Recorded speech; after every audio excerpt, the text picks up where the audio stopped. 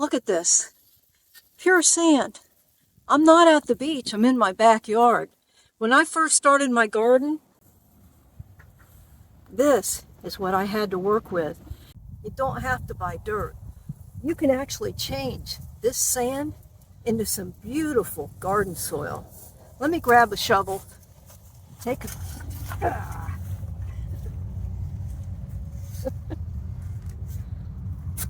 All I have needs, I have not provided. Look at the difference. See this white sand compared? Here's a chunk. Look at that. You know, I tilled my garden for many years. I tilled in leaves, and I tilled in more leaves, and I tilled in more leaves. And that did improve the soil for a while. And after about, I don't know, 7 or 8 years of doing that, I noticed that no matter what I did, my garden was just steadily going downhill, season after season. So I did some research, and I decided that this little mini hugelkultur would be the answer. And the first year that I did it, I couldn't believe it. It was like night and day. My so-so garden that made me wonder if it was even worth having a garden anymore turned into an absolute jungle. So let me climb out of this sand pit and I'll show you all the stages of how to improve your garden soil for free. My garden is divided into 2 halves, 8 beds apiece. So the first thing I did was to rake back all the tree mulch from the area where I was growing sweet potatoes. The reason you don't want to have tree mulch mixed into your soil is because as it breaks down, it robs the soil of nitrogen.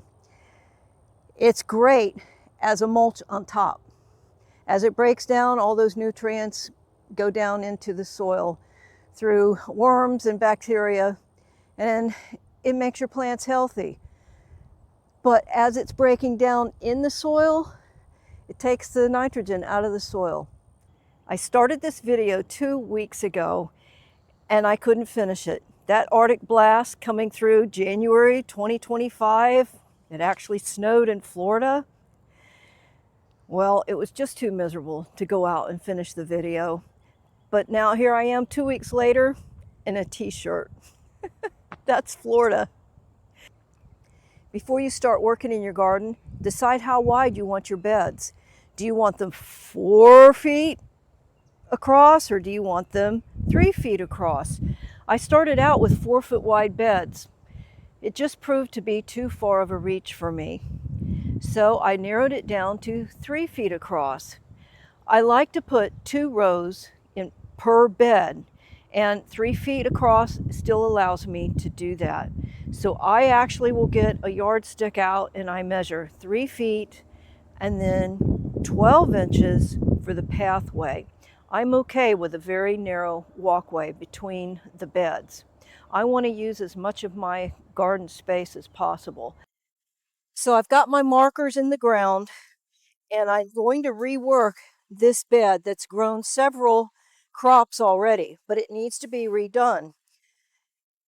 Unfortunately, my experience has been this is not a one and done deal. Every 2 or 3 years, I have to rework my beds. Here in Florida, things just decompose really, really quickly. And the sand also washes right back out into the paths that you so diligently dug out. So it does become a little bit labor intensive at this point.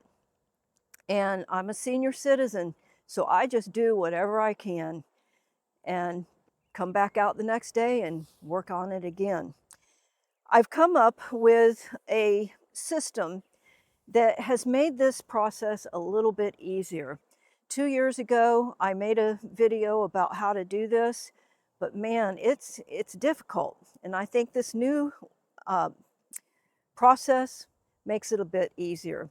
One of the things that I learned is take the time to go through and loosen up the soil first. You're going to be digging this out, so you might as well work with loose soil. So I've loosened up all the soil all the way down the bed, and I've also loosened up the pathway here because I'm going to be using some of the pathway dirt to put back on to the top of the bed. So what do you do if you still have remnants of the last time? Well, I'm going to put them right back in where they were. And what do you do with all this weed that's come up? So take a pitchfork full, and I'm going to lay it off to the side for now. But when I'm done, I'm just going to turn it over. Got a few little sweet potatoes left here. So these weeds here, if they're buried, they're not going to grow again. But as they decompose, they're going to add nutrients back into your soil. So you see, whatever you're growing on that bed, if you're not eating it, put it back into the soil. I do that with all my spent plants. I'll dig a little trench and I'll cover them up. And that way, this Florida heat will decompose what's left of that crop, and it'll add nutrients back into your soil. I'm back over on the side of the garden where I was working 2 weeks ago. I've already dug the trenches in 4 beds, and I put them in 4 different stages so you can see the process that I go through to build up my garden beds. So I'm going to bring you in closer and explain what I've done. This is where I've dug the bed out, piled up the dirt along the side. The dirt on this side belongs to the next bed over. So these are branches that are probably 4 inches or so across, 3 to 4 inches. I don't typically put those in. They just take too long to deteriorate. But these are from a Chinaberry tree, and Chinaberry bark is supposed to deter root knot nematode.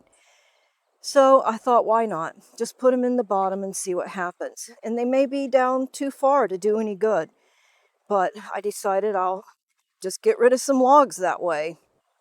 It'll also help hold the shape of this bed anyway. So all of my beds have those big logs in it. This right here is the typical size. You see, it's only about 1 inch in diameter. And I'll just line up a whole bunch of those on the bottom. So I collect those branches throughout the whole year, and I just store them until I need them for my beds. So once I have all of these branches down in the bottom, I fill it up with leaves or small brush. Not real deep, just enough so that you know it's going to help keep the shape. So I've got the brush all the way down. And now the final stage is to add oak leaves on top. You can use pine needles, use whatever it is you have.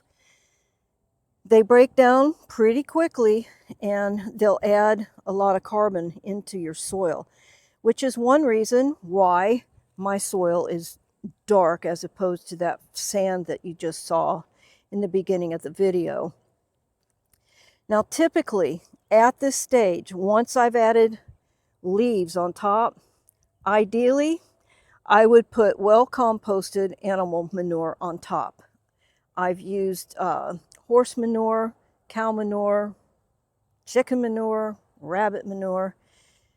But one year, my garden got ruined with grazon, so now I don't trust any animal manure.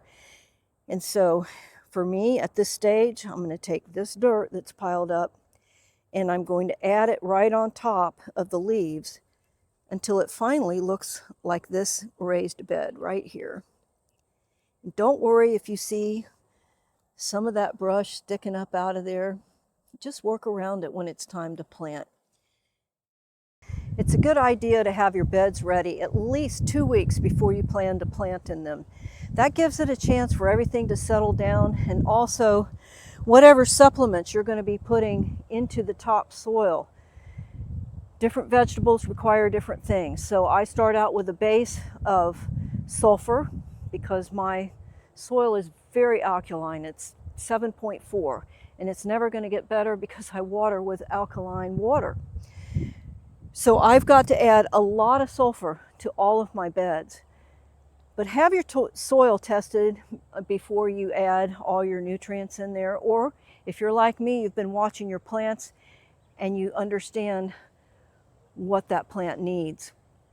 And there is a free chart in the description below that you can go to, and I printed mine off. It's not mine, but it is available on the internet. I'll leave a link.